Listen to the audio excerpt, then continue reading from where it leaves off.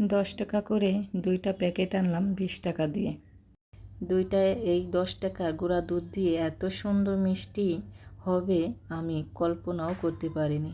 মনে চাচ্ছে নিজেকে নিজেই পুরস্কার দিই, এত সুন্দর মিষ্টি হয়েছে। দেখেন কিভাবে এই মিষ্টি বানালাম। দেখতে হলে পুরো ভিডিওটি আমার সাথেই থাকেন। আশা করছি ভিডিওটি আপনাদের খুব ভালো লাগবে। মাত্র 20 টাকা খরচ করে এতগুলো মিষ্টি, ভাবা যায়? আসসালামু আলাইকুম। আজকে বানাবো মিষ্টি। কি দিয়ে মিষ্টি বানাবো? এই যে গুঁড়া দুধ, মাত্র 20 টাকা খরচ করে অনেকগুলো মিষ্টি বানাবো। তাহলে দেখতে থাকেন। আমি 2টা প্যাকেট আনিছি 10 টাকা 10 টাকা 20 টাকা দিয়ে। এই যে এইটুকু দুধ দিয়েছি। তো এখানে আমি 1 চামচ ময়দা দিব। 10 টাকা প্যাকেটে কিন্তু অনেক দুধ থাকে না, এই চামচের 1.5 চামচ বা 2 চামচের মতন দুধ হবে। তো সামান্য পরিমাণে বেকিং সোডা নিয়েছি আর অল্প করে ডিম দিয়ে এখন মাখিয়ে নিব। এখানে দুধ যখন অল্প, তো ডিমটাও সাবধানে দিতে হবে যেন একদম পাতলা না হয়ে যায়।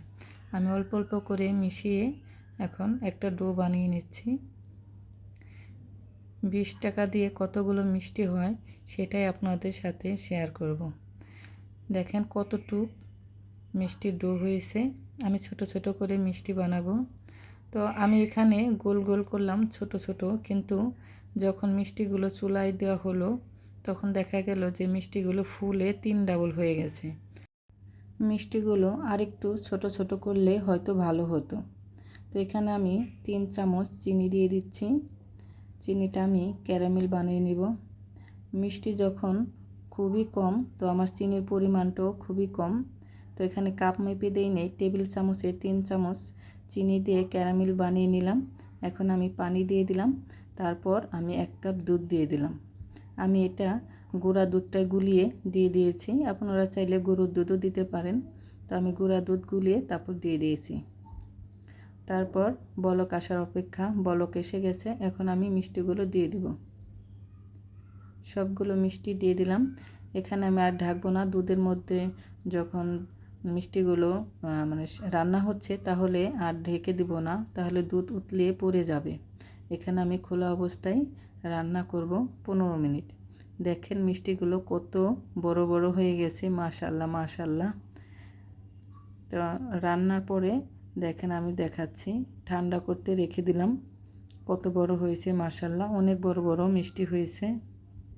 3 ঘন্টা পর ফিরে আসছি।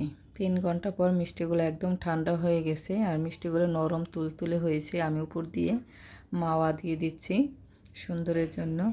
দেখেন 2 প্যাকেট গুঁড়া দুধ দিয়ে এতগুলো মিষ্টি, বড় বড়, আর দেখতেও সুন্দর হয়েছে, খেতেও কিন্তু দারুণ হয়েছে। আপনারা চাইলে এভাবে বানিয়ে দিতে পারেন। আমার বাচ্চারা তো আমার পিছনে ঘুরঘুর করতেছে যে মিষ্টি খাবে। দেখতেও লোভনীয়, খেতেও কিন্তু অসাধারণ মজা হয়েছে। মাত্র 20 টাকার গুঁড়া দুধ দিয়ে এতগুলো মিষ্টি হয়েছে, ভাবা যায়? আর মিষ্টিগুলো এত সুন্দর হয়েছে, মনে হচ্ছে নিজেকে নিজেই পুরস্কার দিই।